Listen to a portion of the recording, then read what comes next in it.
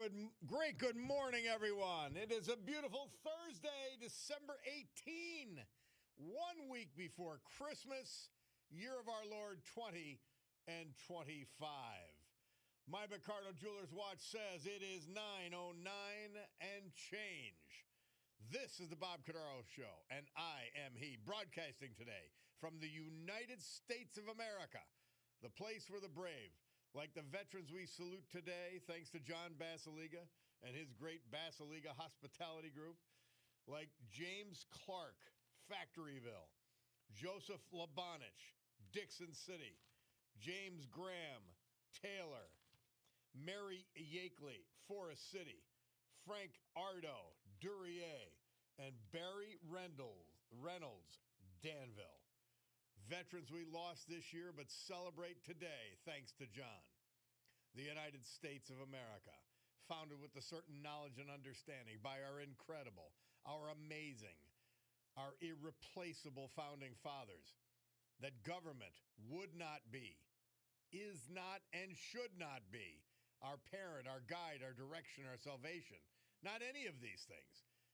But the government is nothing more than a necessary evil we require to organize and protect society. The United States of America, the country where, for the first time in human history, freedom was declared to be an unalienable right granted to each individual by God. Freedom couldn't be parceled out to groups.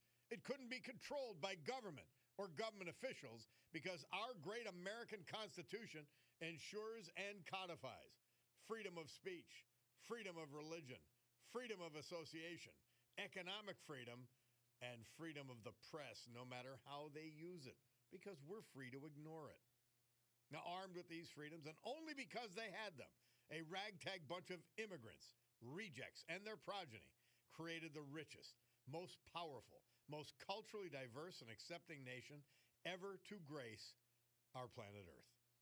America, the only place specifically invented and designed so that every American can live their life in the manner they choose, unlimited by their background, upbringing, race, color, or creed, unhindered by the government or those who would use government to control others for their own comfort, benefit, or power. This Bob Cordaro Show, well, it will always be convincingly conservative, lovingly logical, proudly and passionately patriotic, and reliably right. And so, we gavel to order this meeting of the Club for Common Sense, promising you that because of our commitment to common sense, we will provide a sanctuary of sanity for all for the balance of this morning. But it's our duty. We take it seriously, and we deliver. 570-883-0098. So I did not see Trump's speech last night. I really like him. He's funny. He's following the right policies. He occasionally goes overboard. He's the right president at the right time, though. But I'm not a big fan of his speeches. So we were in the middle of things, and we have these two dogs and all this. So I just didn't turn it on. It was 9 o'clock, and I was told now by Trump fans, but they're skeptical people. But they said it wasn't great. It was rushed. He should have, if he only had 20 minutes, he shouldn't have done it. I heard parts of it. It was fine. It was fine. It was Trumpian.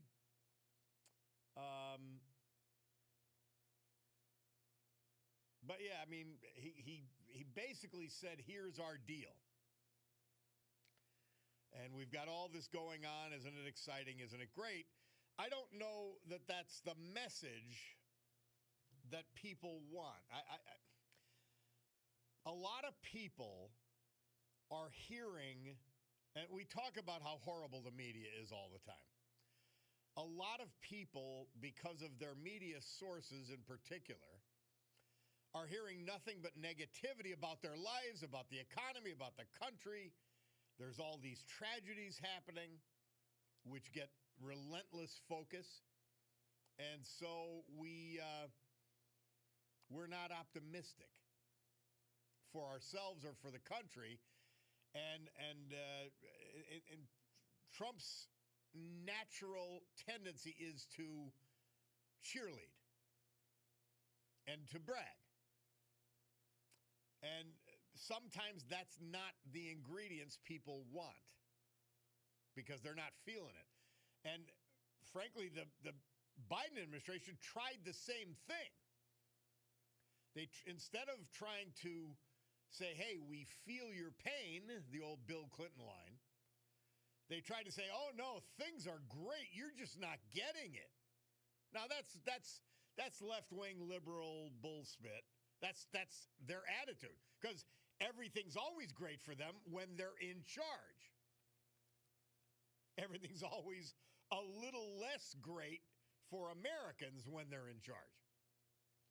So there is a natural disconnect, but Trump, he's a classic American in many senses. He believes anything is achievable, but sometimes that's not what people want to hear. Now, we'll see the reactions, which will take several days. But I think he's got to cheerlead, but I think he has to say often and continually as he goes out on the road next year, we know you're not feeling great, many of you. Here's what we're doing to make things better and to keep pounding on that. If you remember reading your history, nobody remembers the Great Depression, but if you remember your history, FDR became a great president in the public mind because he told them, here's what I'm doing for you. Here's the actions we're taking. None of them worked. The New Deal was a bust. And he's even defied history in that regard. Like, the truth is, everything he did, except for helping individuals, did not get us out of the Great Depression. In fact, we went into a dip in 1937 that was devastating, as bad or worse than the initial economic collapse. His policies failed utterly. Getting ready for war, which was probably the best part of his leadership and presidency, getting ready for war, mobilizing, that brought the economy back. World War II saved us, not the New Deal. So, and sadly for that regard, people started thinking, well, the government can fix things. Well, no, they can't. They failed utterly in the 30s. So, here's the deal. Whether they're right or wrong, because I tell you about this often, there's a poll that was taken about 2 weeks ago. And people actually, 58% of the people actually thought gas prices went up. They thought they went up. See, this is the media intelligentsia establishment narrative depressing and defeating reality. So you just have to be ready for that. You have to be ready for that. And we've got to overcome it. And it doesn't matter if it's fair. It doesn't matter if it's correct. You're not going to overcome people's perception. You're going to have to play to it. And that's what Republicans are going to have to do. Now, one of the trolls says prices are still going up. The coffee I buy at Wegmans went up from $9.99 to $11.99. But the truth and reality is, if you're going up like beef and coffee, it matters.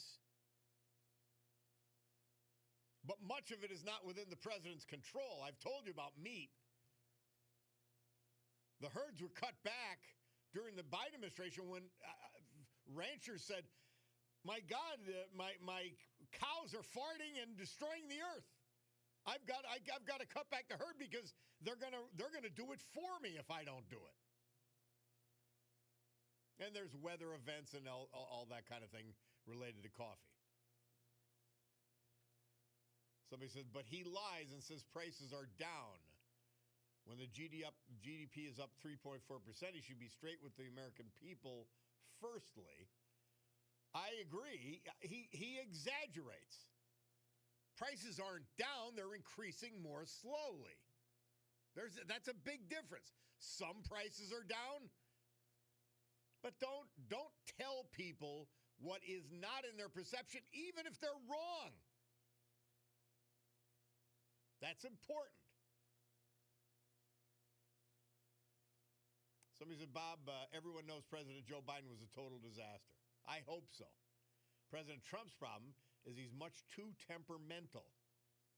He drags his approval ratings down, and the entire Republican Party with his, this silly thing where he dropped manure on protesters and makes statements like did over the Reiner murder tragedy. He must be more professional and think before he talks and posts, or the midterms will be a total disaster. Then the whole country will be doomed. Exactly. Now, the troll says, go buy a sheet of plywood. Troll, you're an idiot. You've proven you're an idiot, and I apologize for that, but you are. You will look for any item where the price goes up to try to make a point, but you didn't care when Biden was in, when his actual policies caused the price increases. Not when they lied and said that the tariffs increased prices or caused inflation. That was a lie. You like to believe lies. You're stupid. Seriously. You're seriously stupid. And I don't know why you decide to be that. It's really remarkable. So you've got the trolls of the world lying and living on lies, and that's the media. So you've got to say, hey, these are the ground rules. This is what is. This is what I can't change. I'm going to work with that perception. I'm going to keep doing the right things, which they are, and everything will be better. Short version. During the Biden administration, the typical median family household lost $30-some hundred in buying power. Under Trump, in just 11 months, they've picked up 1,200 of that 30-some hundred. So for Trump, don't pretend like you've caught us up completely. Don't pretend prices are dropping. They're increasing more slowly. Yeah, eggs are dropping and some other things. Gasoline is dropping, but they don't feel it yet. So don't fight the perception. You can't deal with idiots. You can't deal with liars. But the real people who aren't paying that close attention, that's the marketplace where your ideas have to penetrate. We'll take a break. We'll be back. It's the Bob Cordaro Show.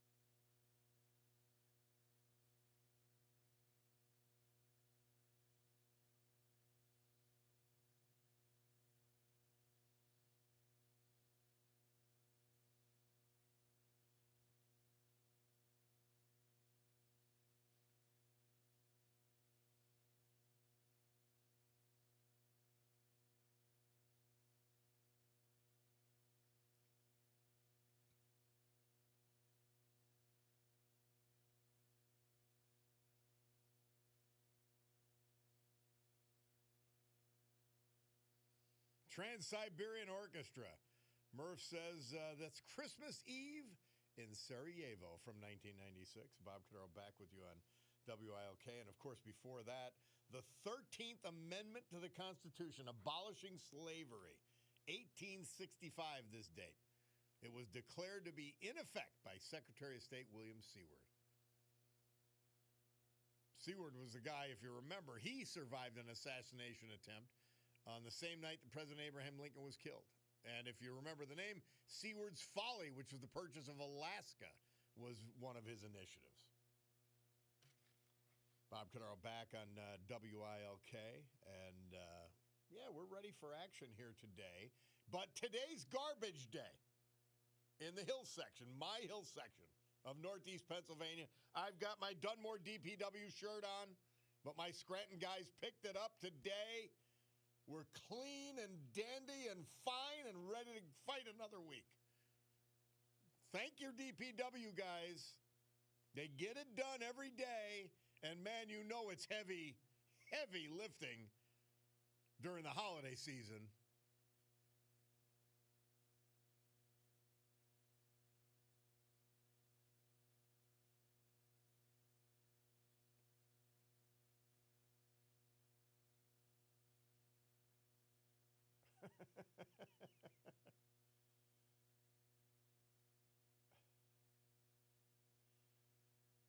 We love it. We love it. Thank you for all the DPW workers throughout Northeast Pennsylvania who do it every day of the week. And when there's a holiday, they've got to do it all in 4 days. Cold, dark, rain.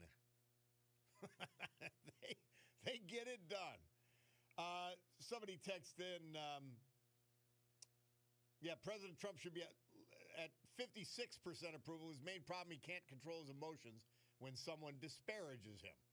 President Trump needs a tougher chin, Bob, like you do when they attack your past mistakes. Take it with a grain of salt and move on. I agree. Somebody says, in April 2023, I was paying anywhere between $3.89 and $4.09 a gallon for gas in Covington Township. Today, it's $2.99 at Bill's. These people are willfully blind. And I buy at least 50 gallons of gas a week as I'm a landscaper. Do the math. Yup. It's craziness. And the troll, this particular troll, they'll text during the whole show with any tidbit that could defend their stupidity. I don't get it. I mean, they're actually spending time being stupid. Like, they're devoted to stupidity. And there's a lot of people like that. I don't get it. Because you hate Trump, you hate Republicans. I don't get it. I really don't understand it. You're devoted to the stupid Democrat Party? I'm not understanding. Where does this come from? Right now, no matter what, the fact is the Democrat Party, every single policy they pursue is wrong for the country and harmful to people.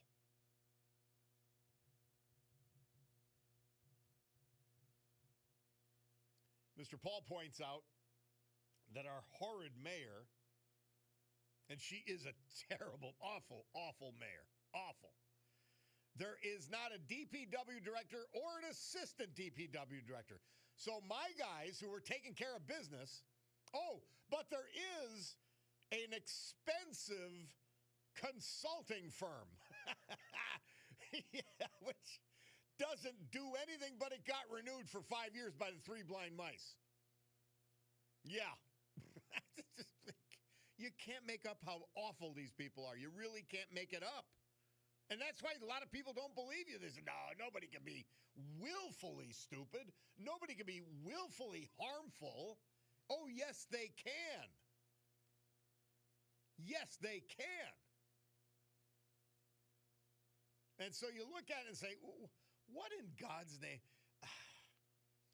So we haven't had anybody leading the DPW, but they're still getting the job done, my guys.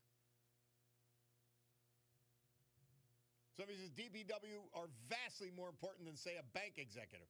A banker takes the day off, so what?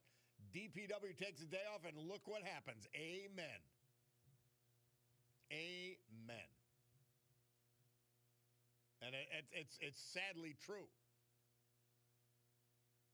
But no, I look at it and I say, how do these people, like, what's the process in their brains? Now, plenty of people, because government is so big at so many levels, plenty of people get something directly out of government. They may attribute that to the Democrat Party, and that keeps them blindly and foolishly loyal. But at some point, if you've gotten a political job, and I used to tell people this when I gave the jobs out, if I gave you the job, thank me, that's fine. But doing your job is number one, the ultimate thanks. And guess what? If you do your job properly, you never have to thank me or owe me again, because you did it to help me. You did it to help the people. There's no reason you have to stay politically loyal to me. Yeah, but the ones that aren't getting anything, crazy. Yeah, Mr. Ball pointing out also, our DPW in Scranton, no contract for over a year and counting. But hundreds of thousands of dollars in legal bills. Yeah. That's the definition of an awful mayor. We'll take a break and be back.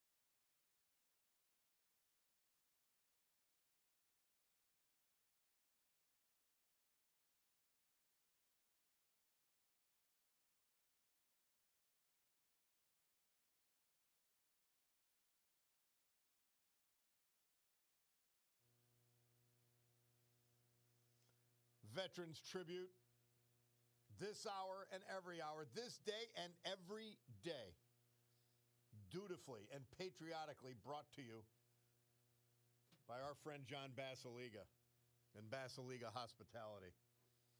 My friend the Viking, who he's been all around the world. He said he was for an event at Marley's Mission, at a Terra 519 last night, and he said it was amazing. He was blown away. Beautiful place. Everything was excellent. And thank God for John Basiliga. That's what, from the Viking. Enough said. And that's all of his places in Basiliga hospitality. You will be wowed. James Nelson Clark. He was 82 when he passed November 23rd. He was from Factoryville. He was the widower of the late Barbara Lewis, who died in 2020. Born in Cortland, New York, he was a United States Air Force veteran. Prior to retirement, he was employed by Keystone College. James was a member of the Servant Church and the American Legion Post in Nicholson. Surviving are sons David of Clark Summit and Daniel of Baltimore. Daughters Rebecca Clark of Starrucka and Melissa Rising of Tennessee. 8 grandchildren and other family members. A nice legacy for James Clark. Joseph Labanich, Dixon City. He died November 25th at the age of 94. Born in Dixon City, lifelong member of St. Mary's Orthodox Church in that town, where he served as a cantor for 35 years. Graduate of Dixon City High School, he served us for 4 years in the United States Air Force, 1950 to 1954. He later attended the University of Scranton, earning a bachelor's degree in psychology. After graduation from DU, he moved to Bridgeport, Connecticut, where he worked for Sikorsky Aircraft, traveling the world and instructing others in helicopter repair. This is a psychology major. He returned to the area in the 1970s and ventured into dairy farming, which he fondly described to his nieces and nephews as hard work with little profit. Joseph could truly be described as a Renaissance man. Oh, yes.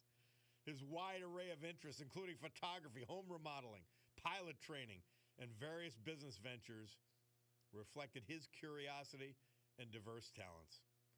Through all of his pursuits, he maintained unwavering devotion to his family and his church. He's survived by nieces, nephews, great-nieces and nephews, great-great-nieces and nephews, and was preceded in death by 5 brothers. Joseph Labanich, our great veteran this hour, brought to you by John Basiliga and Basiliga Hospitality.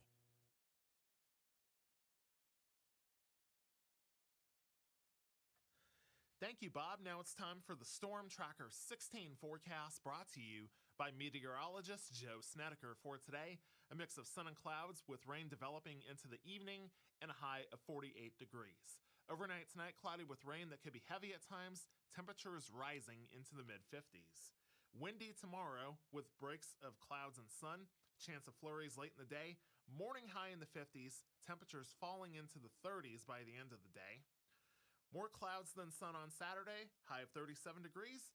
Same forecast for Sunday. 31 degrees and sunny right now here at WILK AM and 103.1 FM. Time to get back to the Bob Cordaro Show on WILK.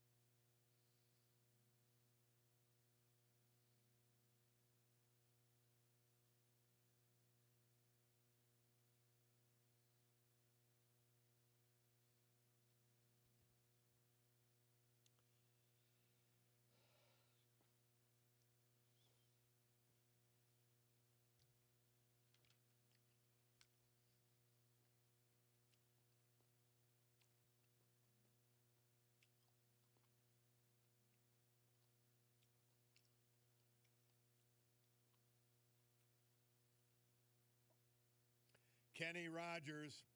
Mary, did you know 1996? It brings tears to my eyes every time I hear that song.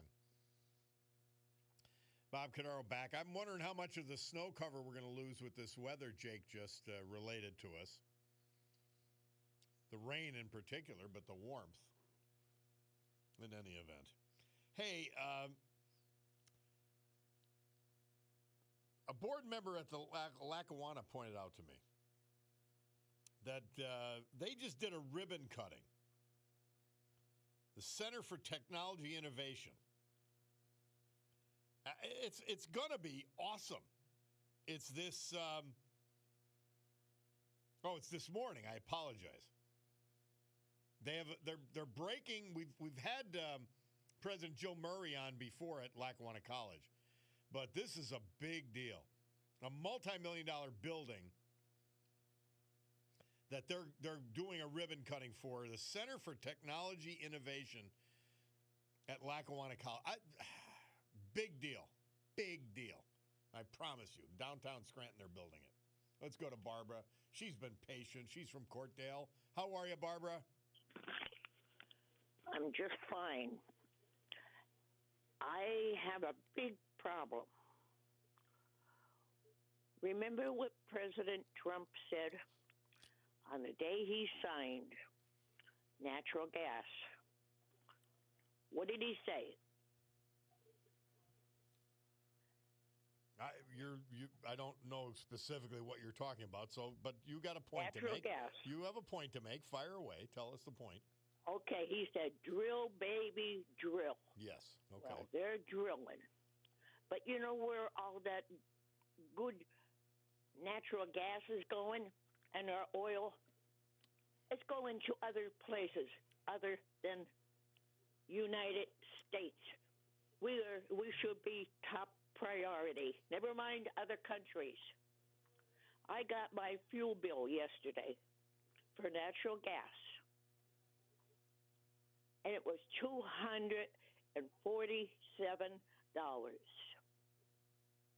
That's ridiculous. For a month?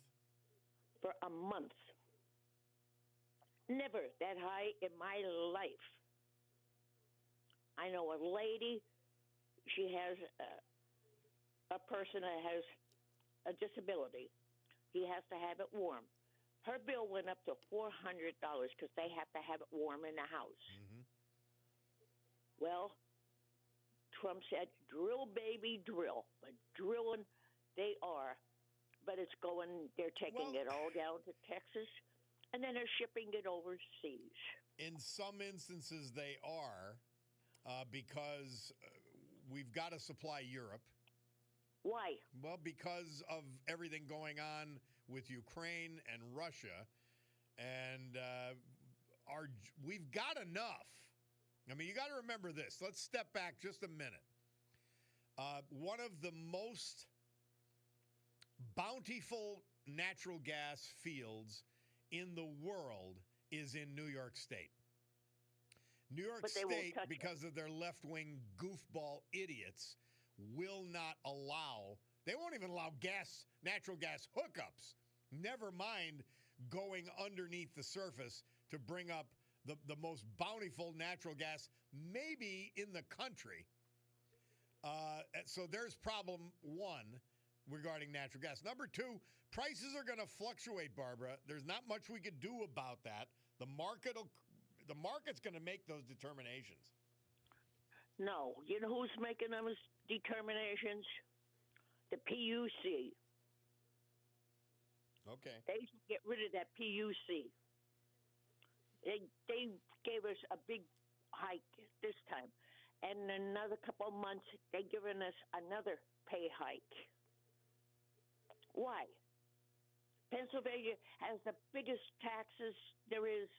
And I'll tell you, the governor we have, they should chase him. They should impeach him and get him out. Well, he is not helping. That's for sure. I hate to say it. But we have to do this. Now, Tuesday, we had a beautiful sunny day, didn't we? Nice and sunny, warm. but you looked up in the sky and you seen all those chemtrails. Mm-hmm. CHEM, not the contrails. I know what you're talking about. Yes. What do we have now coming? Rain. They say, oh no, no, no, no, no. You know what? When World War II ended in 1945, we got all their German scientists that we could grab. Barbara, we have to go, but finish up if you can. We took them people here. They started changing the weather. And don't say they didn't. They did. I'm not arguing with you.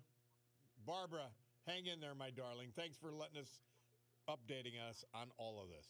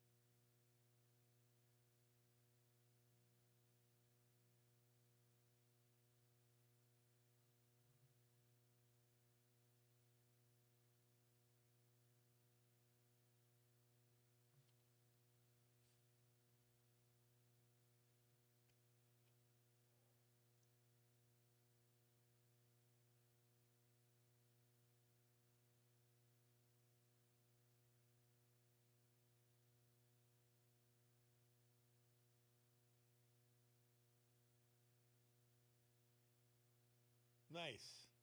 A lot of people suggested that to us.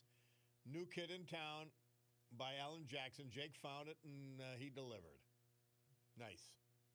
Let's go to Jim from Hazleton before the top of the hour. Jim, how are you? Good, Bob. How are you? Great. Merry Christmas. It's your pal from Hazleton. Unfortunately, today I couldn't take you out of a lather like our last conversation. But I'm always in a lather. Come on. It always helps if you calm me down, pat me on the head. I got a good one for you today. You're definitely going to get a chuckle out of this. I just don't know where to start. So I'm going to start with the Joe Biden sign. Oh, the least they could have did was put. I'm not joking with this. His Uncle Bosie was actually killed during the war. They could have put him up there. Yes. And was actually from Scranton, not like Joe. And Joe Biden said he was eaten by cannibals. So yeah. Right. Well, he should be on the sign. Issue. I would take him on the sign. Well, that's at least he was actually a war hero that was killed in the war. Yep. And should actually be celebrated as such. Not like his nephew, the scrappy kid from Scranton that was here for 3 days. I spent more time in Scranton living in Hazleton than he did his whole life. No. But that's a separate issue.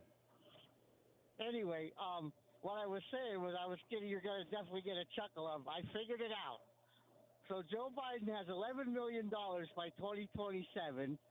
He's just got to get with Mayor Page, and get that building bought for his library, because he's not going to be able to have it anywhere else because he's not raising the money. If the Lackawanna County Library System bookmobile is getting old and we want to replace it, we'll give Joe the old one.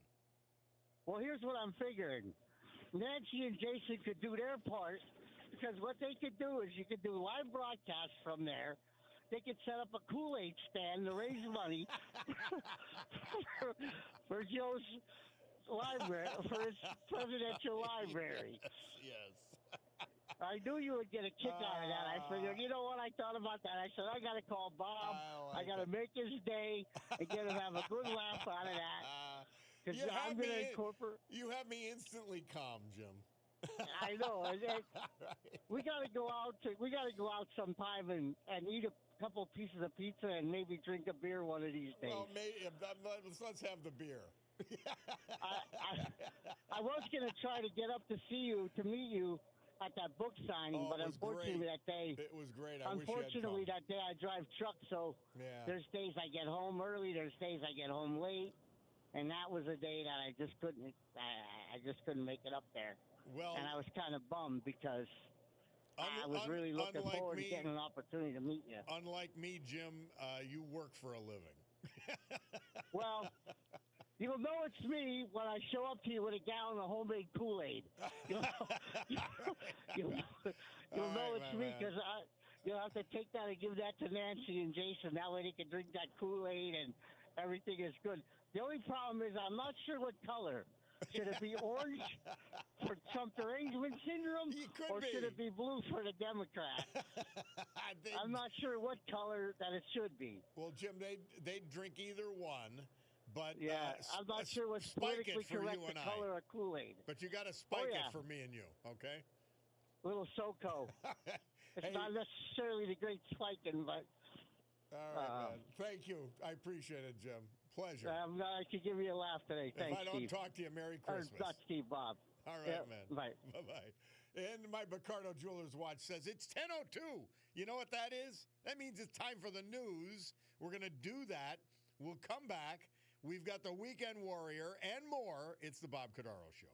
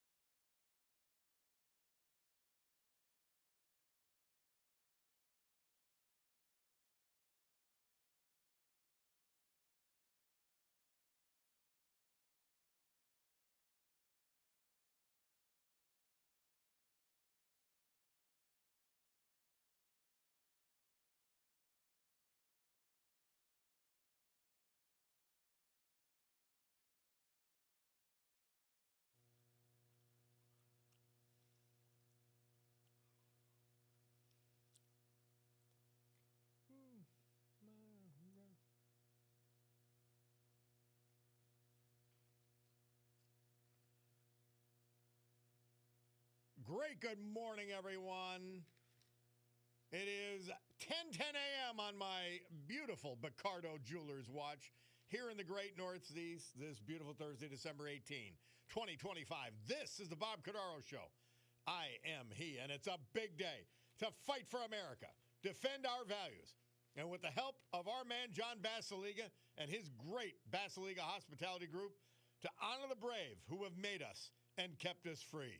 People like the veterans we lost this year, but celebrate today, thanks to John, like Joseph Labanich, Dixon City, James Clark, Factoryville, Mary Yakeley, Forest City, James Graham, Taylor, Frank Ardo, Duryea, and Barry Reynolds, Danville. So with history, our great founding fathers, and the incomparable Constitution of the United States of America as our guides, let us continue today's battle. Gaveling back to order this meeting of the Club for Common Sense.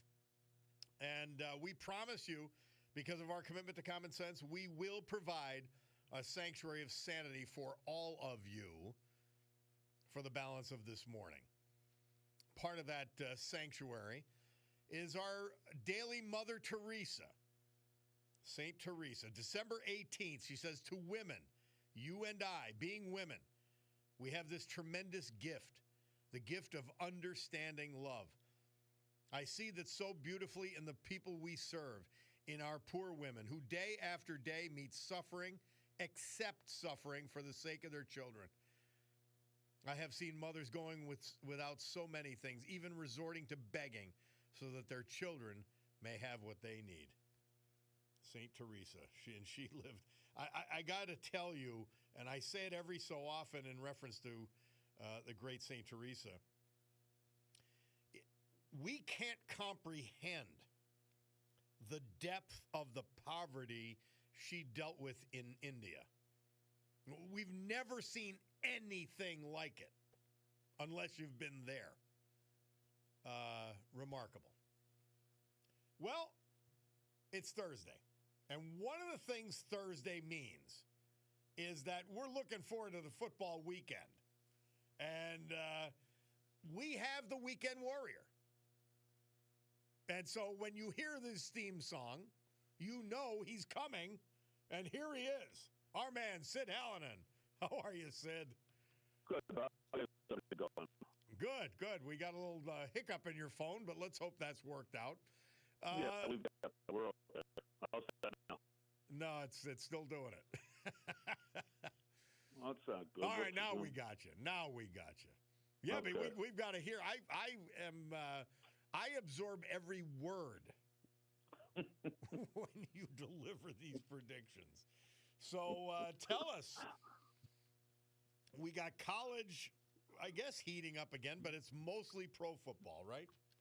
Yeah, it's a big weekend, Bob. You have the college football playoffs starting tomorrow night. You have a big week, or a big Sunday, or Saturday and Sunday of pro football. So, yeah, there's a lot out there. What interests you starting with tonight's game and going through? Start with college. Well, tonight is the Rams at Seattle. Big game. Both teams are 11-3.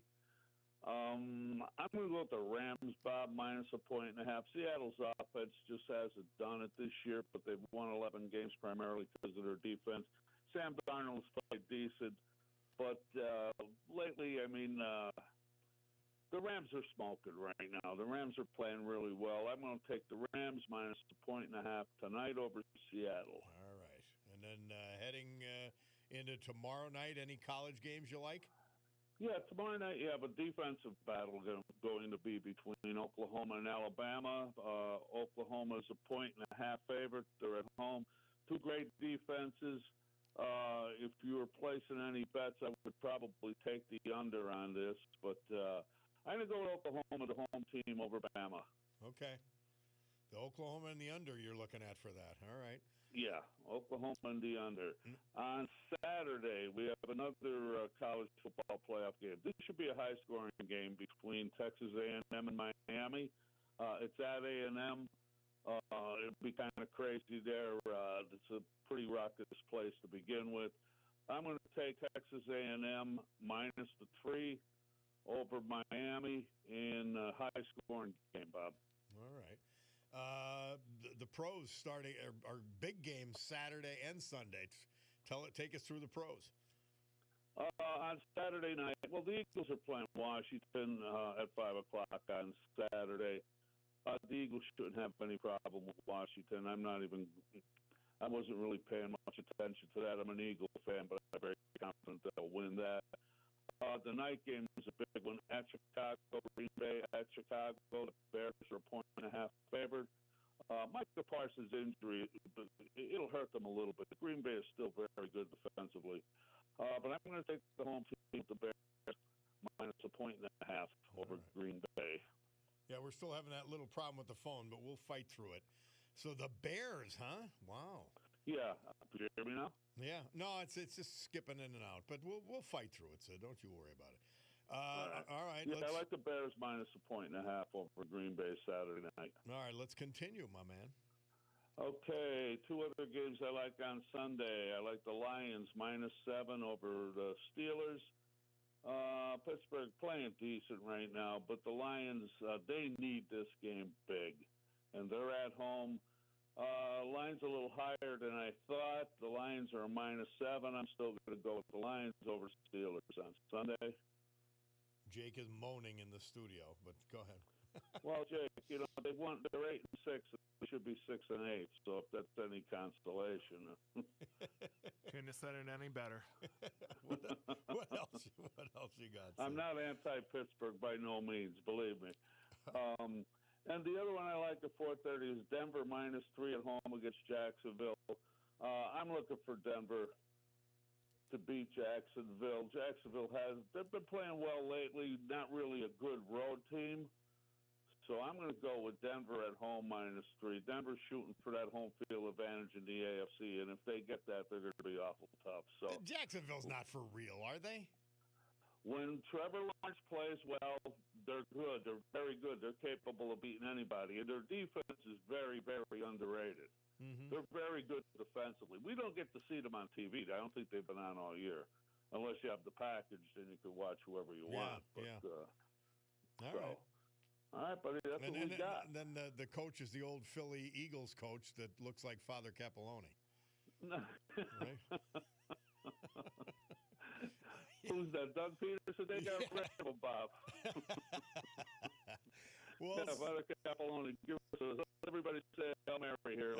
Get everybody in the huddle and say Hail Mary. Hey, Sid, nobody accompanying you today for your. No, I don't know what happened. I don't know where the boys are at today. Tommy Halley, so he's trying to get that pre-Dark Night reunion going for the festival, so he's MIA, and I don't know where Al is. I think Al goes away for the holidays. So, right. Well, yeah, we're missing those guys. Well, we appreciate it. We got your picks. We'll be figuring out what that is. What's your record as we go into the weekend? We're 33-35. We're still 2 games under 500. All right. Well, we got to get you a better phone for next week, but we made it through. Yeah. Was it that difficult? Yes. We'll figure it out. Good. Thank you, my man. Right. Sid Hallen on the Weekend Warrior. We'll take a break and be back. It's the Bob Cordaro Show. Okay, Bob. Thank you.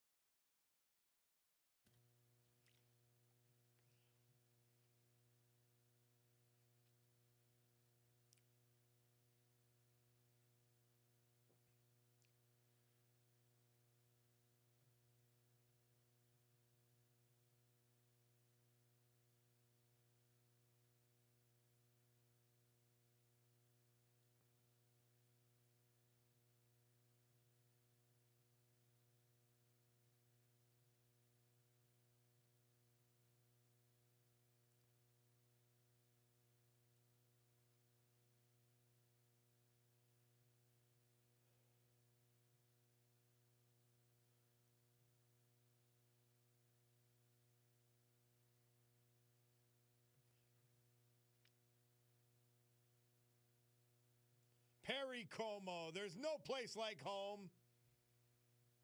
Good choice, Murph. We like that song. Bob Cordaro back with you on WILK. And, of course, before that, Nixon's Christmas bombing. He wanted to bring them to their knees. Bombing never does it, guys. Look at your history.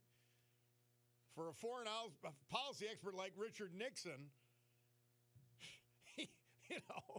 bombing never does it. By the way, the only time it worked, oddly enough, was in Sarajevo when Clinton did it. It brought them to the table, and we got a deal. Never worked before that. Nixon should have known better. 1972, this date it all started. By the way, CNBC, my friend T. Bell sent this to me, audibly gasping at the new inflation numbers, meaning they're amazing. They're stunned. And the lie about the tariffs causing inflation, it's a lie. It's a lie. Not it's alive, it's a lie. We'll start doing that. And let's talk about the media real quick because I want to get to Bill in Pittston. Good morning and greetings, Bob ALTS. Isn't it interesting that dishonest media like Good Morning America insist on fact-checking President Trump? But not once did I hear them report they were going to fact-check King Clown Biden. I never. And another Times Tribune article today, best menstrual cups for high cervix. Wow, this is really newsworthy. Well, I'll give you another newsworthy story Mr. Paul found for me. And we delivered it on this station, too, by the way. Personally hand-delivering petitions, community members in Northeast Pennsylvania took their concerns to Congressman Rob Bresnahan's office, urging him to reverse cuts to Medicaid and SNAP. There have been no cuts. That's a lie. That's number one. The petition that was created follows Bresnahan's vote in favor of reductions that some say could impact health care and food assistance for thousands of local residents. A lie. It's a lie. Now, the organizations present at the petition delivery were Affordable Pennsylvania, Action Together Northeast Pennsylvania, and Unrig Our Economy. Protest organizers said rising health care costs and missed opportunities to extend tax credits have driven their concerns. There were 8 people there. 3 organizations. 8 people. All paid by someone to be there. This is what we're up against with the media. They lie, they exaggerate. It's a disgrace. Absolute disgrace. Affordable Pennsylvania, Action Together Northeast PA, Unrig Our Economy. Well, let's throw the Green Ridge Neighborhood Association in there. Wow. Disgusting. Let's take a call from Bill. Bill, how are you? I'm happy you called on this because I hadn't gotten to it yet. We have a new archbishop. He's not a cardinal yet, but an archbishop for New York City. Yeah, by the way, Jake did a great job on the weather. I just had to point that out. I always like when he gets on and does that. So he always does. He always does. The Bulldog refuses. Jake loves to do the weather, you know? Yeah, well, that's pretty cool. Yeah, I would like to say I'm hopeful with this guy, but he's part of the Chicago cabal, this Ronald Hicks, and I'm not a big fan of Pope Leo. I think that's my concern there. If he knows him, he may know that he's a lukewarm Catholic. Yeah, he's very smart, but at the same time, he's got that political agenda. And I think we're going to see a lot of that stuff, pro-migrant stuff. And even the theology of Pope Leo, he doesn't make a distinction between pedophiles that are immigrants, murderers, rapists. He lumps them all together and extends hospitality. There's a proper use of the law. I mean, if you shoot somebody, you're under the law. You should be arrested and, suffer the consequences. He makes no distinction. And if he's that serious about it, I'd like to see him invite them to the Vatican and be bunk buddies. Yep. And and welcome them just like they did in Germany. And, hey, sell all the money in the Vatican and help the migrants. Put your money where your mouth is. I just have no trust in the current Pope, and I have the same fears for this guy. Just certain things that are said, some of his background. And you said he's a Chicago guy, so I'm a little leery about this guy. And Pope Leo even accepting the fact that the church's mission is different than a government's mission. Okay, we should be compassionate to everyone. Well, isn't it compassionate? I would ask the Pope right out, isn't it compassionate to have the very people who could save a country stay there and fight to save it instead of fleeing? Yep. And they don't, that subject never comes up, and these countries deteriorate even further, and the evil spreads even farther. And by the way, he doesn't criticize the evil in those countries when he's talking about migration. Yeah, that's a poor comment on a pope that can't distinguish between good and evil. I mean, that should be a basic. But your point's well taken. And look what happens when we do take people from Somalia. We get Ilhan. Yep. And they're trying to make America like what they left. And, they criticize our country, and yet they're in a position of authority. And the Pope and church leaders should be in those countries trying to save those countries and cultures, improve those countries and cultures, instead of helping to destroy ours. That's right. Great point. And, all I can say is it's all in God's hands, so we pray that God will prevail, but he's making it a lot more scary for us with this current Pope. By the way, I'm not sure what you thought. I thought Dolan was fantastic. I wouldn't have accepted. He's hale, he's hearty, he's vital. I would not have accepted his resignation. I really wouldn't have. Yeah, I was really surprised at that because he's very effective, especially for New York. And Cardinal Connor was pretty terrific too. But Dolan was the right man for the job. And this guy, he's smooth. He's he's kind of like passive aggressive, I think. Well, we'll see what happens. We're gonna see. Thank you, Bill, and thanks for your patience as well. Hey, I'd love listening to the radio, All right, man. All that stuff's good. Talk to you soon. Hey, we've got to take a break. Bob Cordaro, WILK. We have to hear from our great sponsors. Well, we don't have to. We want to. We're going to hear from our great sponsors. We'll come back with our Veterans Tribute. Jake will have the weather, and then we'll keep doing it at 570-883-0098 to call or to text.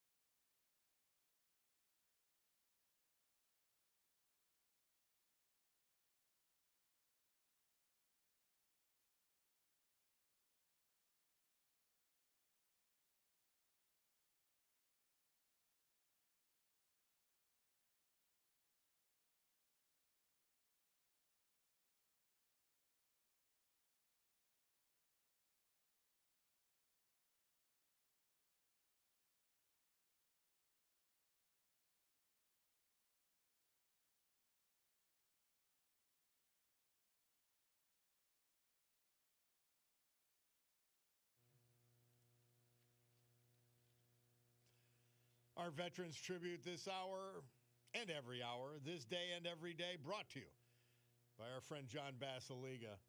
And as we head into the weekend, Basiliga Hospitality Group. Well, 3 bar restaurants beyond parallel. The Old Brook Inn, 307 Springbrook Township. The Far Street Tavern, the reimagined neighborhood bar in the heart of the Trips Park section of West Scranton. Queen City Tavern, downtown Oliphant. They are all beautiful with great service and great food and great drinks and great TVs. Perfect for this weekend. And then, fine dining, yeah, we got that. You heard the Viking talking about a Terra and how fabulous it was. It was his first time there. A Terra 519 downtown Scranton. And they've got a happy hour. If you're on a budget, $10 drinks, everything at a discount. And that's 4 to 6 every day at a Terra 519. I love that bar. The Stegmeyer Mansion, downtown Wilkes-Barre. Oh, be transported to a different time and a different place at the Stegmeyer Mansion. Mary Yakeley. She was 86 when we lost her December 1st. She was from Forest City. She died at home. She was the widow of William Yakeley, who died back in 2000. Born in Carbondale, daughter of the late Stephen and Olga Paluch Saney. She was a member of St. John's Byzantine Catholic Church, Forest City. She was a veteran of the United States Marine Corps when it wasn't the easiest thing to be a woman in the Marines. Man, fabulous.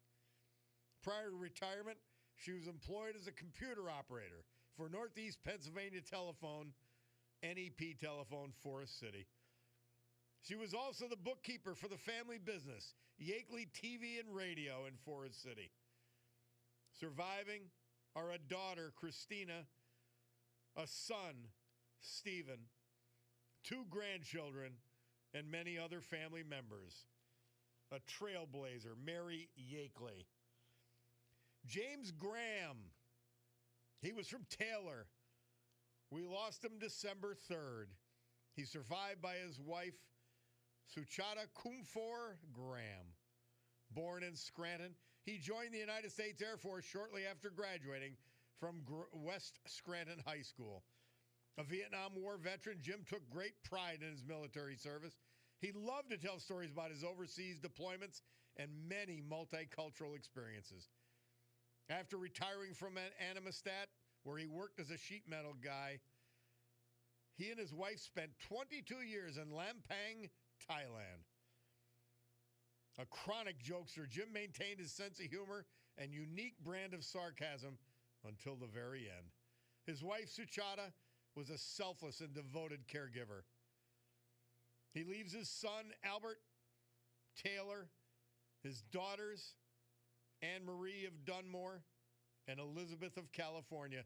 He also leaves 9 grandchildren, 3 great-grandchildren, tragically preceded in death by his daughter, Patsy. James Graham, our veterans this hour, brought to you by John Basiliga and Basiliga Hospitality. Thank you, Bob. Now it's time for the Storm Tracker 16 forecast brought to you by meteorologist Joe Snedeker for today. A mix of sun and clouds with rain developing into the evening and a high of 48 degrees. Overnight tonight, cloudy with rain that could be heavy at times with temperatures rising into the mid-50s. Windy tomorrow with some breaks of sun and clouds, chance of flurries late in the day, morning high in the 50s with temperatures falling into the 30s by the end of the day. And for the weekend, more clouds than sun with a high of 37 degrees for Saturday and Sunday. 39 degrees, a little cloudy right now here at WILK AM and 103.1 FM. Time to get back to the Bob Cordaro Show on WILK.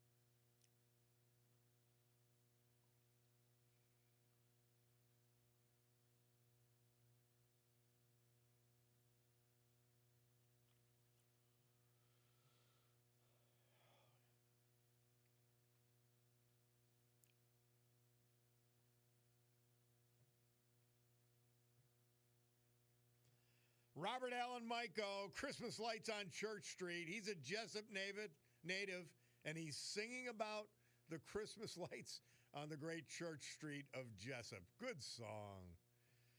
Bob Cordaro back with you on WILK. Somebody takes on, why is diesel fuel still $3 to $4 a gallon?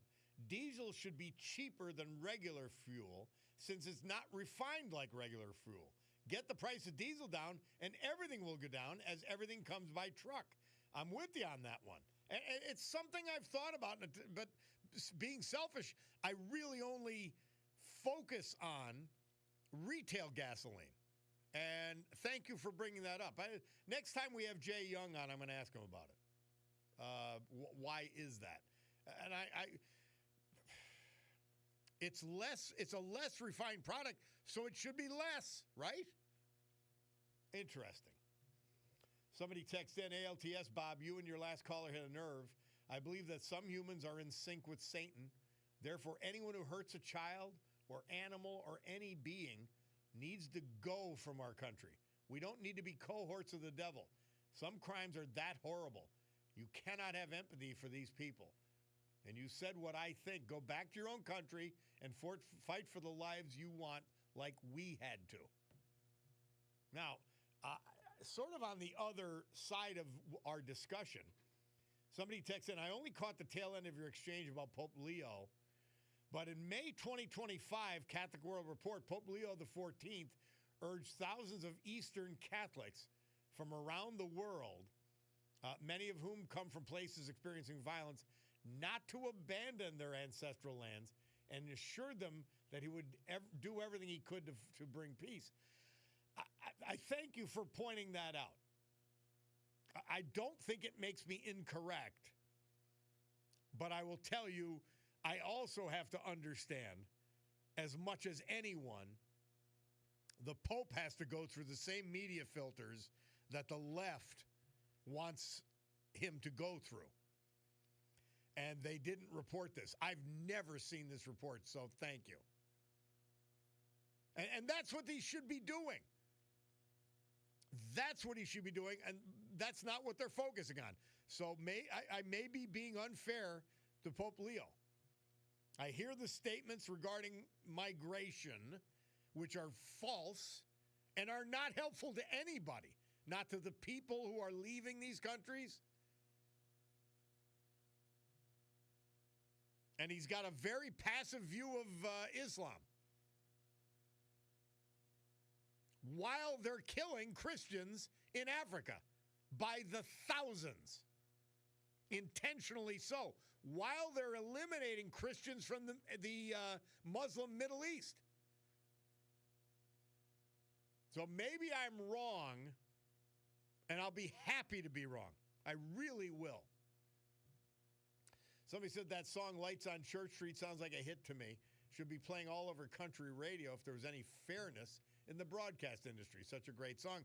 I actually should pass that on. And then you're going to hear Cat Matthews, another local artist, who's got a countrified version, Snow on a Christmas Morning. You know what I'm going to tell?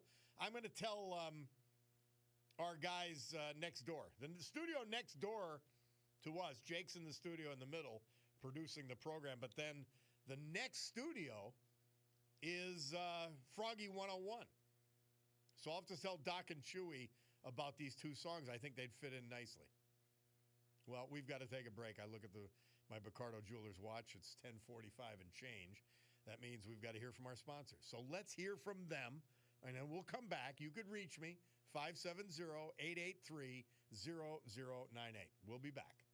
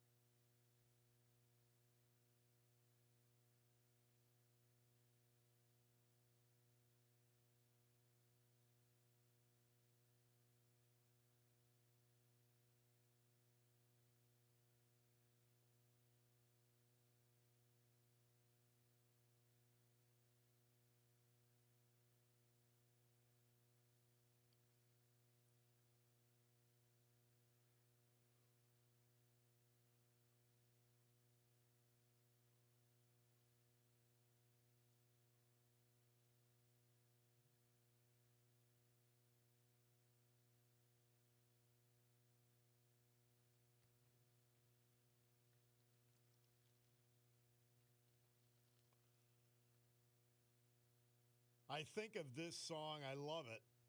Have Yourself a Merry Little Christmas. Frank Sinatra from 1957. For all the people who are not going to have their Norman Rockwell Christmas with dozens of family members all around crowding the table and everything else, but you can still have one. Even if you're by yourself, you can have a merry little Christmas because of what it is. God bless you. 1998, you heard it, the House debating the articles of impeachment against President Bill Clinton.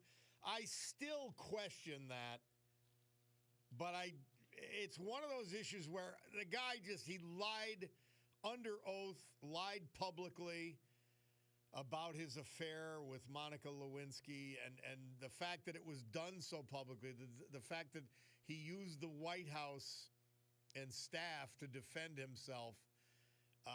I couldn't be angry at anyone who pushed the impeachment because they knew it wouldn't lead to a removal in the Senate, and some punishment had to be meted. Maybe it should have been just a censure.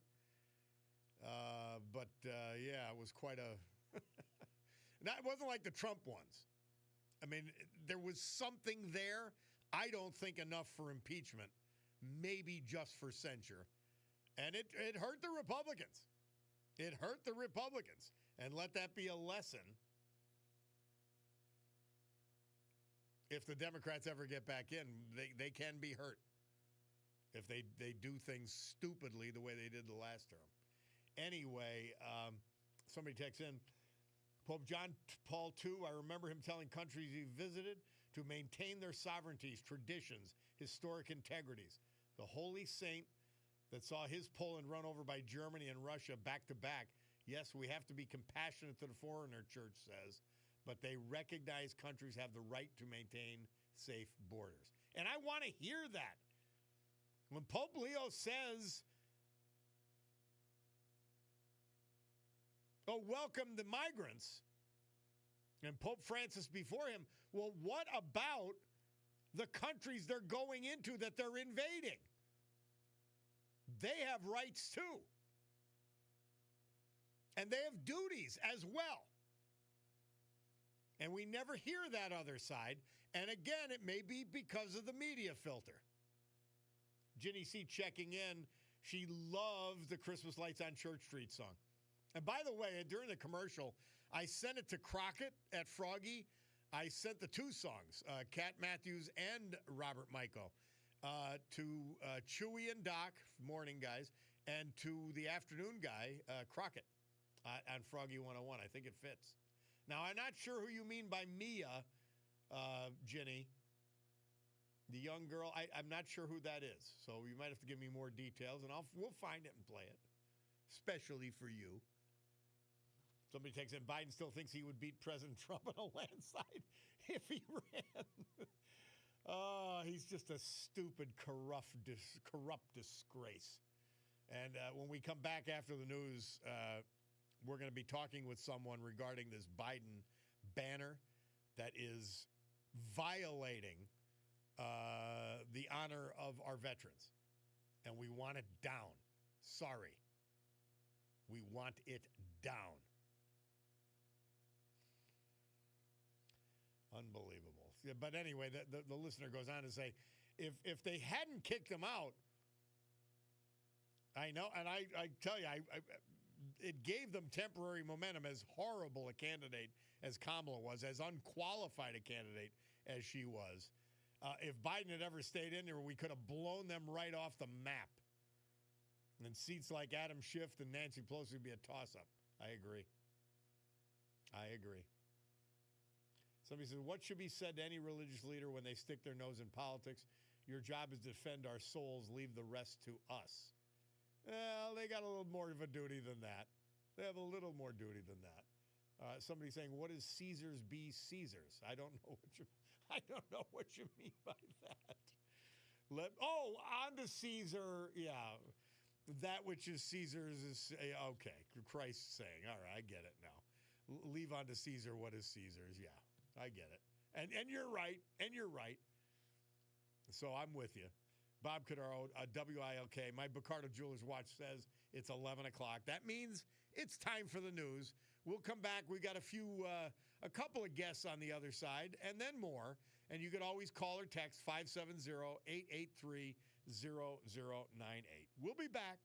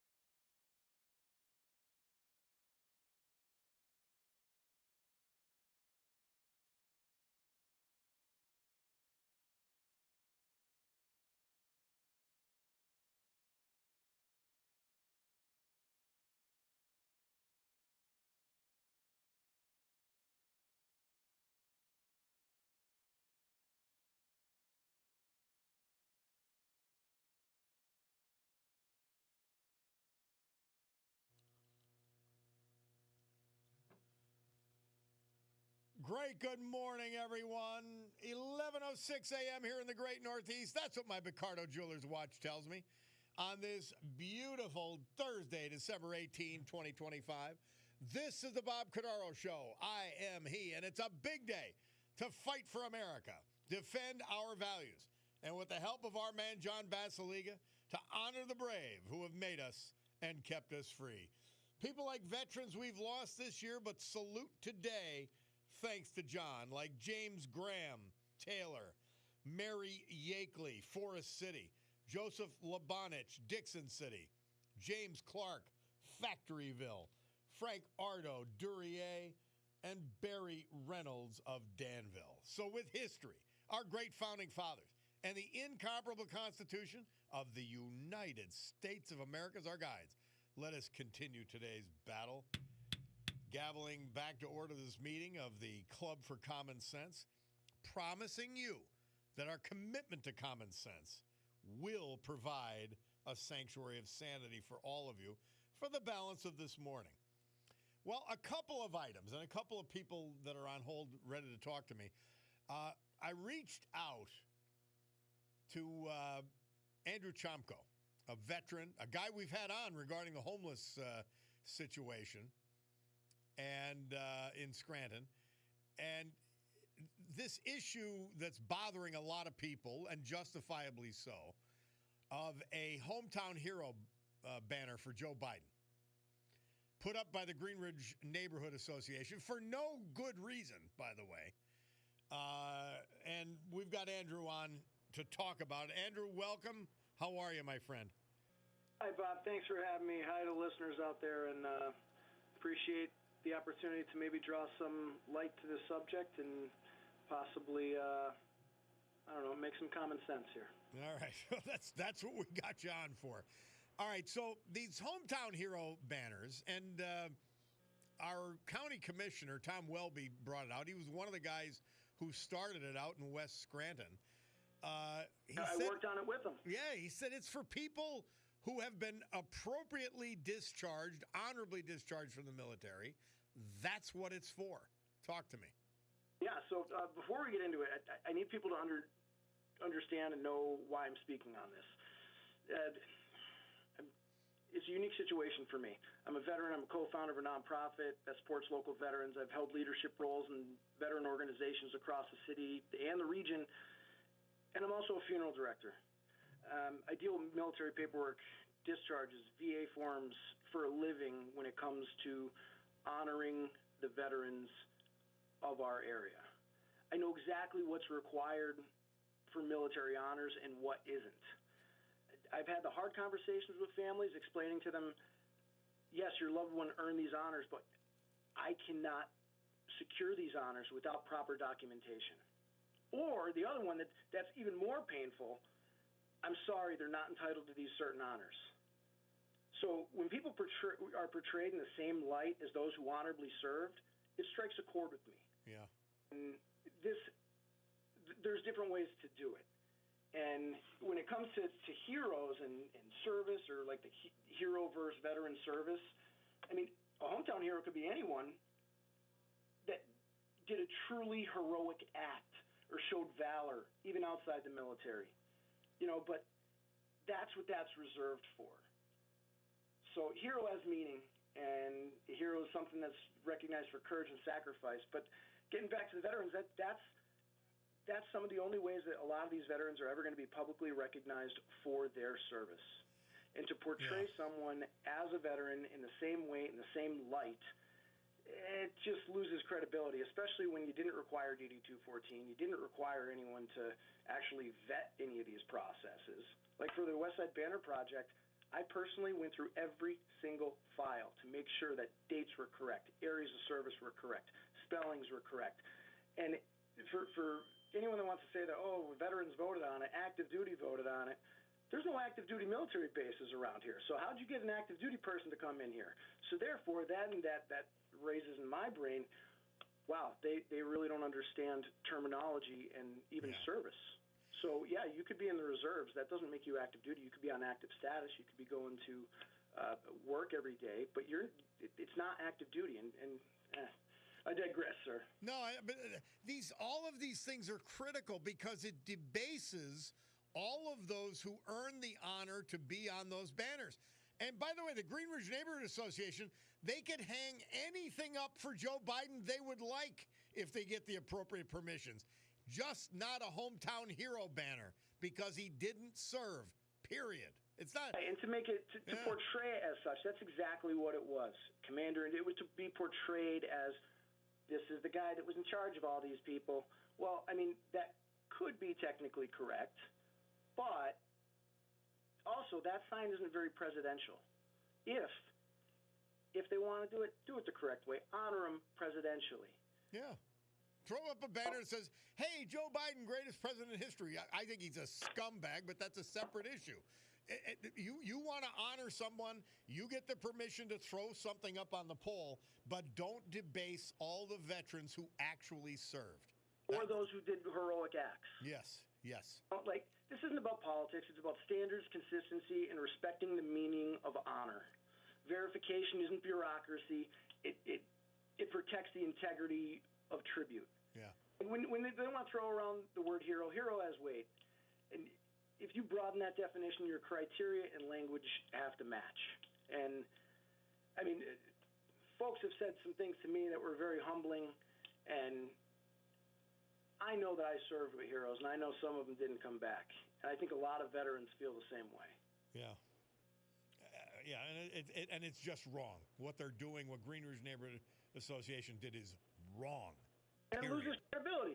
Bob, maybe you can get their veterans to come on. And you know what? They should probably check DD-214s because not everybody gets a DD-214. Yeah. And I've seen it working with veterans and working with people. Sometimes people will use whatever they can to accomplish their means. Mm-hmm.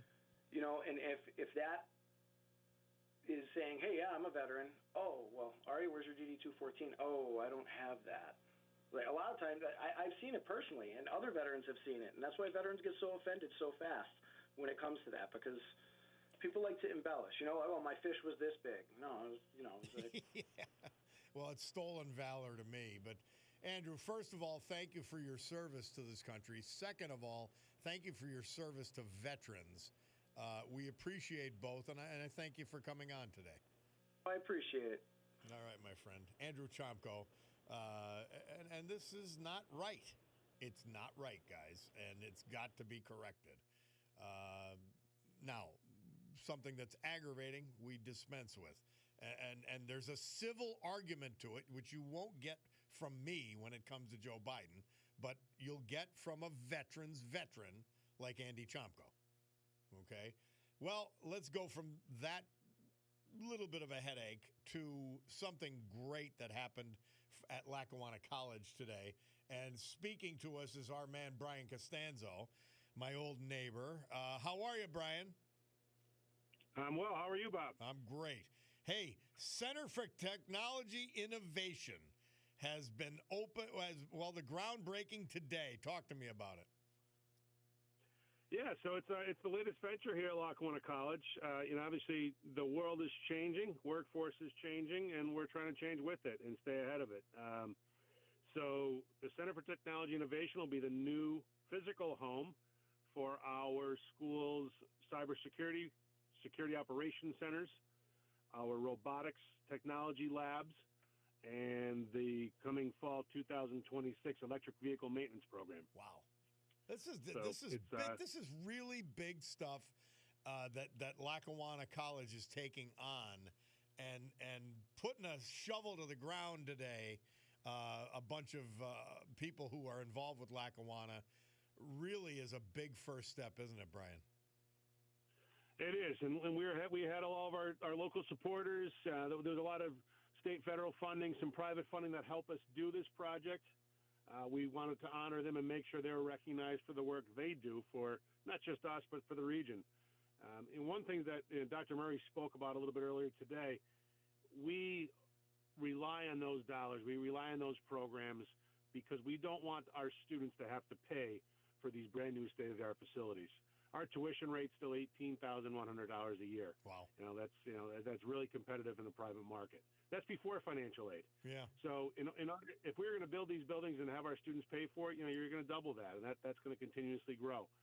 But the support we get from our region, from our elected officials, it makes projects like this happen. It's a workforce and economic development opportunity for the city of Scranton, and we're just happy to be part of it, and we're thrilled that this is going to – it's been a long journey. Yeah. We've been working on this for a couple of years, so we're just thrilled it's off the ground. We'll get started here in the next couple of days. Full disclosure, my son, my cousin, and good friends also are on the board of Lackawanna. Again, that's the reason I'm such a cheerleader for the school. But this is a $6 million building. Is it Wyoming Avenue in Scranton? Yes. So late last year, we purchased Able Break, which is 510 Wyoming Avenue, directly across from Battaglia Sporting Goods. Right next to that is a large vacant lot, which the new building would be 520 Wyoming, and then there's another building on the other corner that we own. So it's the next phase in our development of new programs, new buildings, and just obviously developing more into the city of Scranton here. Brian Costanzo is with us. He is with Lackawanna College, who did the groundbreaking for a $6 million Center for Technology Innovation this morning at 10 o'clock. Everybody's got to be really excited. And even if it doesn't impact you as a student at Lackawanna, it does impact you because it enhances the entire mission of the college. Absolutely, yeah. And again, there's programs that we've been doing for a long time that are still very valuable. But you try to get your car fixed today, and there's not enough technicians to fix your car or the next, the electric vehicles that are coming on the market. Who's building the products that we all want to buy in the United States? Those are robots and the automation and electronics are all pieces of that. And so we're confident that we're going to offer programs that are going to support a workforce, the changing workforce of the country, and we're just excited to be getting this off the ground and really bringing some new students next year that'll be focused on those industries. Brian Costanza is with us. He's with Lackawanna College, which just broke ground today at 10 o'clock in the morning on Wyoming Avenue, Scranton, Center for Technology Innovation. I used to get rid of cars when the ashtrays were full. Cars don't come with ashtrays anymore. So we need people to be trained to fix today's vehicles. That's an important part of this. But man, the cybersecurity portion of your mission that's going to be headquartered in this building, man, they're one more mundane, but another more critical to almost everything in our economy. Everything that's happening, everything you do, think about your daily operations. You get in your car, computers all over the place, your phone, your computer, you do your banking, you pay your bills. It's all online, and there's the dark web and those individuals out there trying to steal your money and your identity. It's happening everywhere, every day. And so these really, really smart students that are coming to us that probably know more than we do before they step on our campus about computers and technology are being trained by the area's finest. We have some great partners that help us with these programs, and so we're hoping they're going to be the future of protecting us and our dollars and our identities and all those things that you need to keep protected. Well, kudos to Lackawanna College. Brian Costanzo, thank you for bringing us up to date on another banner day for Lackawanna College. We appreciate it. Thanks for having us. All right, Happy holiday. You too. Merry Christmas. Center for Technology Innovation, groundbreaking today. Lackawanna College, they are groundbreaking for all of us. We'll be back.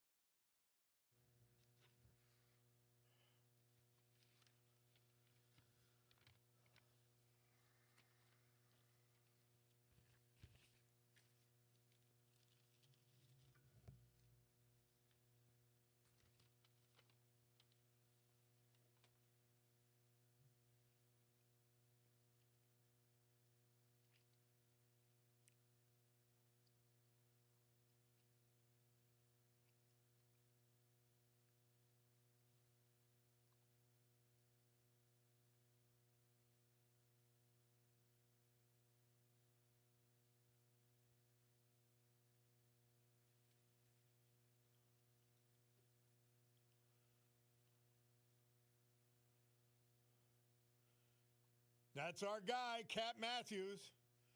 Local artist. He's beyond musician. He's a Renaissance artist in the truest sense. All media. But that's his Christmas song. Bob Cordaro back on WILK. Somebody texted, and this is true. This really does catch it right. These people are deliberately agitating all veterans and MAGA. This hero banner for Biden was to cause division and controversy.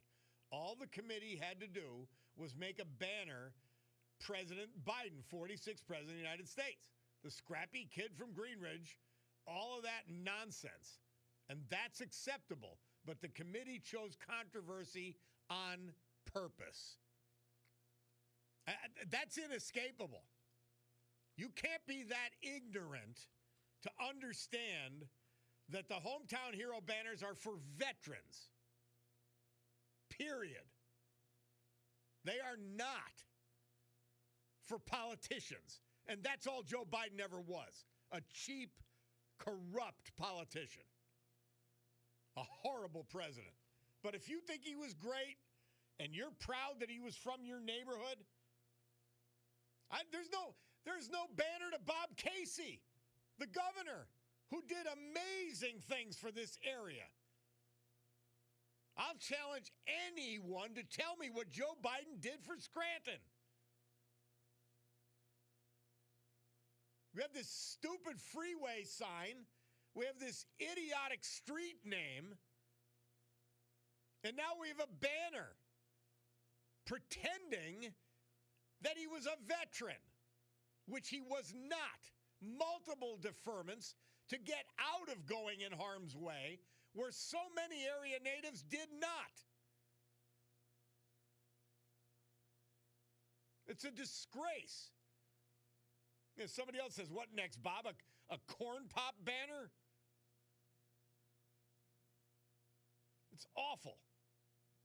It's awful. It's a disgrace. You've put disgrace upon disgrace. Our association with Joe Biden is a disgrace to anyone thinking normally. But if you think he's great and you've got the votes in your stupid neighborhood group, fine. But don't desecrate and don't denigrate our veterans who deserve those banners. The Viking text in FJB. Yes. Be ashamed of yourself, Greenridge Neighborhood Association. Be ashamed. You could have done anything to pay tribute to that clown. If you're dumb enough to think he's great, if you're dumb enough to be proud of him, put up anything you want. But don't debase these beautiful hometown heroes, this beautiful hometown heroes effort for a scumbag.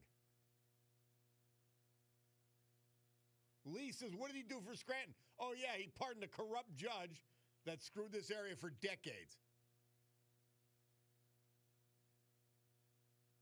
And you don't have a banner up, as far as I know, for Bob Casey, our two-term governor, two-term auditor general. You don't have one up for him, somebody who actually delivered for Northeast Pennsylvania in the city of Scranton, and delivered big. That shows you what idiots they are. Sorry. Next, they'll be changing the neighborhood name of Greenridge to the Scrappy Kids section. And try to rename Scranton Biden. Yeah, here's the deal. You guys are proud of them. Put anything up you want that you could get permission for. But don't steal from our veterans the valor and the honor that they have earned. Shame. Shame. Shame. Joe from West Side. Tell us how you really feel about Biden. No, I can't because we're on air. It would go on for a long time. Really something. Shameful, shameful, Shameful. Get rid of it. Get rid of it. We'll be back.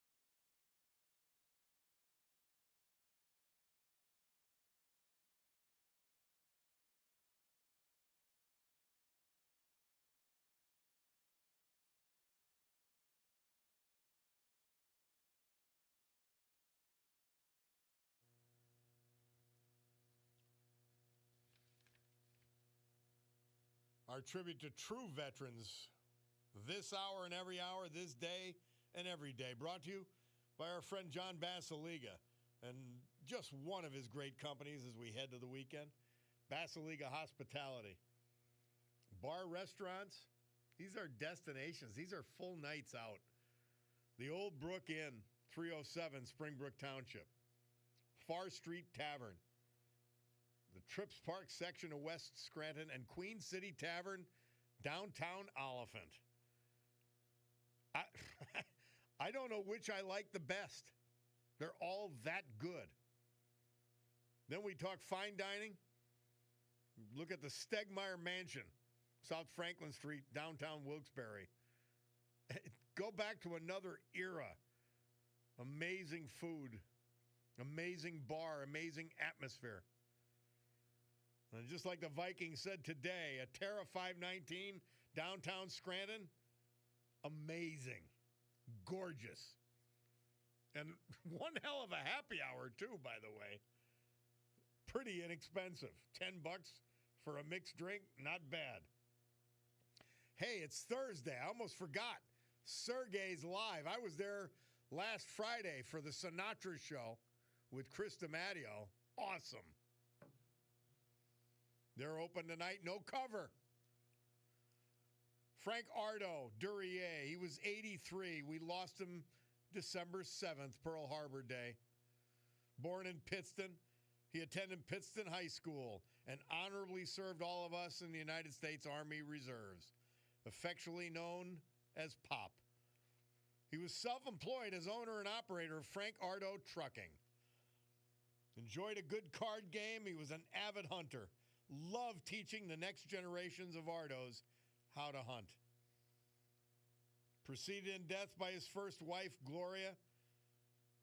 He's survived by his current loving wife of 23 years, Marilyn Morock Ardo.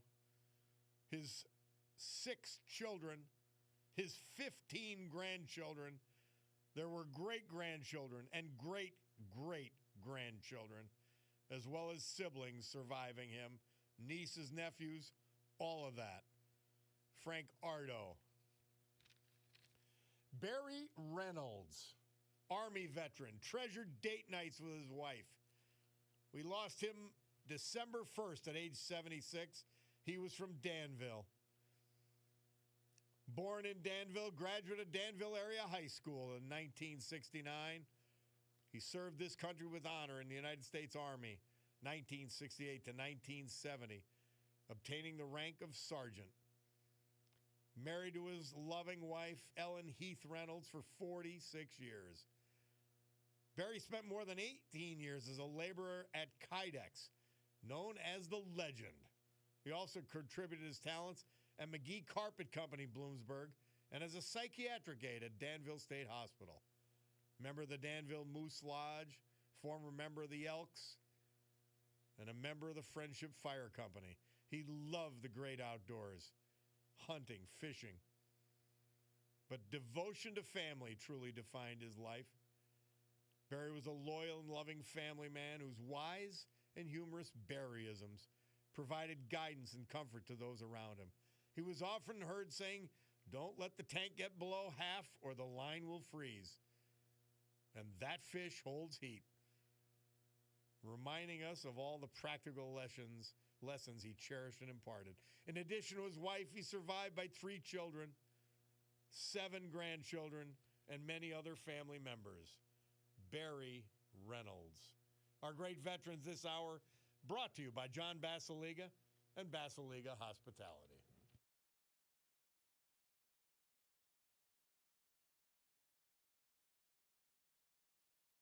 Thank you, Bob. One last look at the Storm Tracker 16 forecast brought to you by meteorologist Joe Snedeker for today.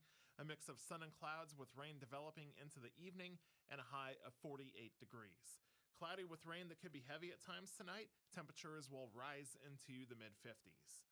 Windy tomorrow with breaks of sun and clouds, a chance of flurries late in the day.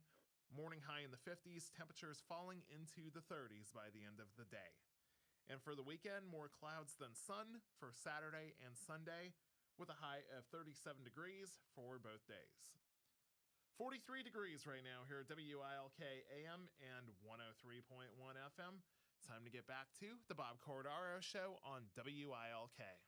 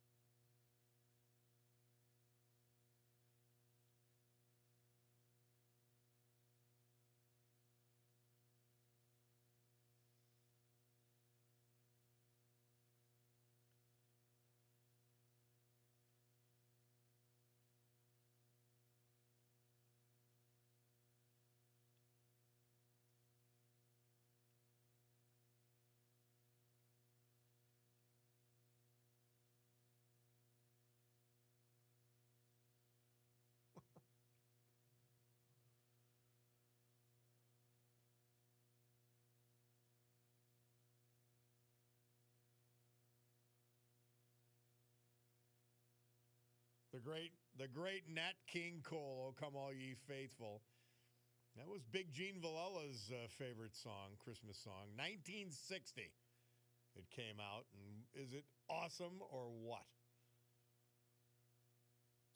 Somebody suggesting that Lackawanna do heavy equipment mechanics. That's a good idea. I think they already do that at Johnson. That would be more of a Johnson School of Technology deal, I think. But you're right. How to operate and how to fix those kinds of things. And by the way, the Votex also have diesel mechanics and all that kind of thing as well. Somebody texts in, the Biden banner no different than the injection of woke transgender ideology Biden did on Easter Sunday and with the Christmas clown decorations at the White House. Jill Biden installed them to spite the Christian MAGA base, all based on controversy and decision. Yeah, it is. It's in-your-face stuff. They're good at stealing valor. Another clearly stolen valor. I hope a local politician with spine will try to punish Scranton just like an individual guilty of stolen value will be punished. It's not the city of Scranton, and believe me, I'd lay the guilt there if it was, but it isn't. It's the Greenridge Neighborhood Association that has made this incredible faux pas. Somebody texts in, Bob, you need to have your BDS checked.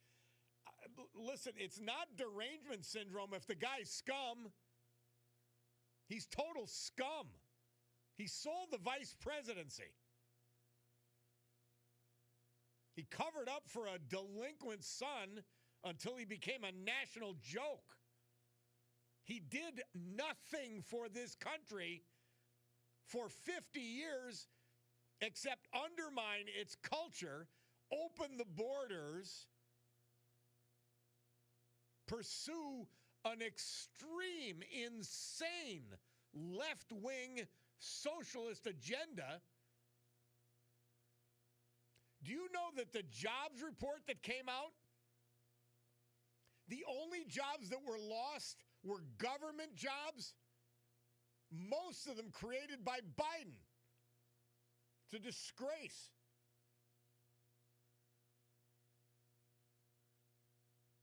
Bob, the more I think of a city that honors a man whose family exits Scranton at age 11, and he only returned because he was elected to be vice president, or no one would have ever known the name of the idiot they apparently cherish, says Bugzar.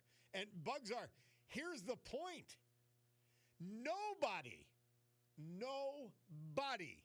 can point to anything that Joe Biden ever did for the city of Scranton.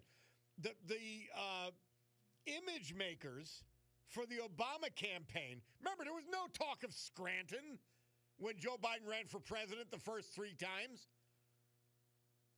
But they said, here's an image. Here's the real stolen valor. I wrote a whole piece on this and recited it over the air last year. He stole the valor and the hard work and the image of the great people of Scranton. There's a lot of crap heads. But the great people of Scranton, their work ethic, their patriotism, he and the Obama campaign to give him an image which was false. He never worked a blue-collar job in his life. He never worked the coal mines. He never worked in a factory. He was a sassy pants, phony.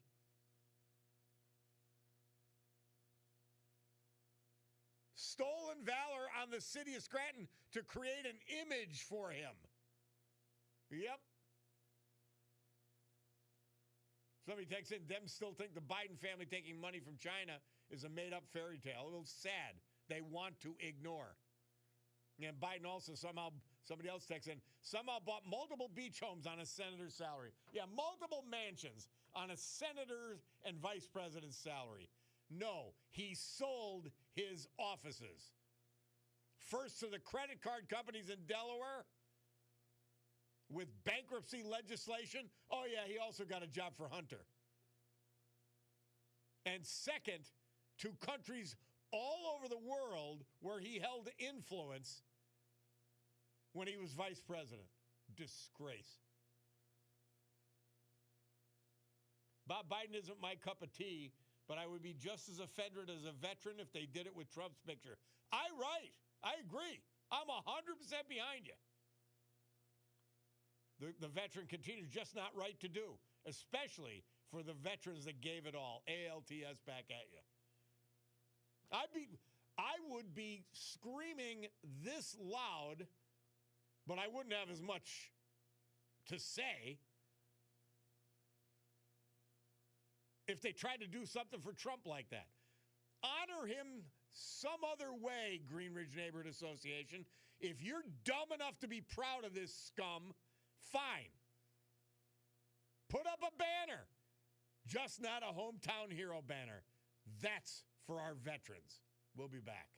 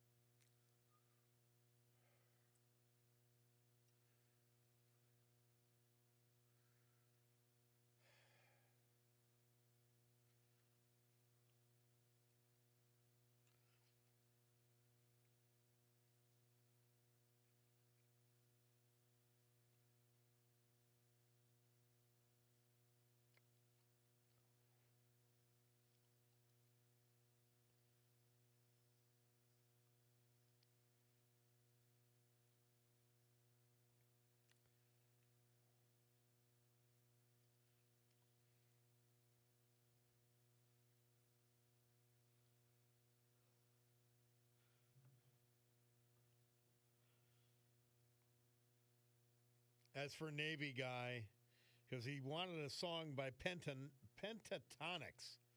That's their version of Hallelujah from 2016. And we're going to finish for our Jewish friends. It is Hanukkah, and we stand in solidarity with all of you. And we always finish during Hanukkah with the Adam Sandler Hanukkah song. As tough as things have been, we love having a funny take on everything. And that's how we'll finish up. But Hallelujah and Hanukkah song will be playing a lot. Somebody texts in, hey, Bob, big middle finger to Biden's stolen valor sign in Greenridge, LTS. Back at you. Somebody else said, even Obama said on microphone that if you want something effed up, let Joe do it. That was when he was vice president. It was, George, it was something similar to that. He said he's got the ability to F anything up. Another, Bobby did a lot for Scranton. He caused us all havoc. LTS back at you. Another, and yet he allowed these young military to get killed when he was pulling out of Afghanistan, all so he could make his little September 11th speech. Thanks, Cabinet Guy, for reminding us of that. But we finish and we say this. This is important. This is from a veteran. He says, Biden isn't my cup of tea, but I'd be just as offended as a veteran if they did it with Trump's picture. And you are 1,000% right. That's not what the banners are for. Well, we got Sue Henry's show next. Rob O'Donnell after that. And God willing, I'll be back with you tomorrow morning at 9 to finish up the week. Let's finish with the Hanukkah song. That's our guy, Adam Sandler. Jake will just give me a chance to bang the gavel when we get close to the top of the hour, but let's listen to him.